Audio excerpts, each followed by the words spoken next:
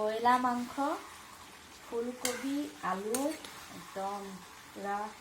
fry কৰি আছোঁ দাইল বনাইছে তাৰপিছতে উখোৱা চাউলৰ ভাত পুৰা আজি খাবা এয়া তাৰপিছতে দিছে মাহৰ গুটি বহুত বেছি ভাল লাগে এই মাহৰ গুটি দেখিছেনে এইটো মাহৰ গুটি মানে এতিয়া একদম এইটো ছিজনতহে ওলায় এই গুটিটো